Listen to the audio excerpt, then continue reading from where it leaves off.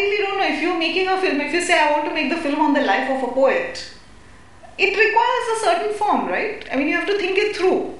There are many possibilities. You can do it in many ways, but it's not the same as going and shooting Bombay riots, is it? You know? So, obviously, different kinds of films, I mean, it's a huge thing to explore. And one just needs to just be open to all these different forms, and, so it's not impossible, even with, Canon 5D, to shoot a film, to decide to shoot a film like in a very structured way. Why not? It's something we should think about, because now we are not bound by these things. We don't need 35mm film. Nobody is going to tell us 1:3 ratio mein banao. But it's fine. I mean, you can still think about it. One question which came to my mind while watching both these films, I mean, I'm so distant from this one, I can watch it like a spectator now, finally, is that, are these really documentaries or are they fiction? How would you qualify them? I'm not sure. And everything we are shooting is, we have an intention of shooting that. So to that extent, the decision enters every frame that you're cutting is decided upon. You call it documentary, you call it fiction, but the mode of making, the mode of production means it's so full of decisions. Yeah, that's exactly my point. So it's a film which is, it's not that I have kept the camera on a road and I have no control over it, and after 7 hours I go and collect 7 tapes. I mean, that would be some different kind of a film. But if I am setting up a camera here, even in the 7-hour film, in which 7 cameras are placed, I have decided to place the camera here with a particular lens at a particular time of the day. So to that extent it is decided. There's nothing documentary, there's nothing like, it's a fiction. I have a question for Mr. Popper about the creative part of it. Would you like to share your thoughts about why you used an actor protagonist when the original poet was available and he has a very good screen presence?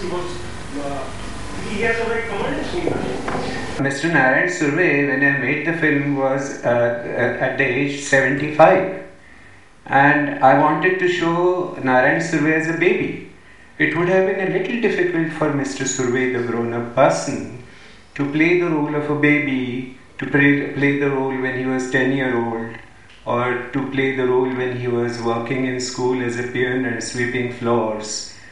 So the form demanded that if we have to recreate his life, it would be rather harsh on Mr. Surve to make him go through what he has gone through once. When you arrived at the structure that you would have the poet and his alter ego and they will come face to face.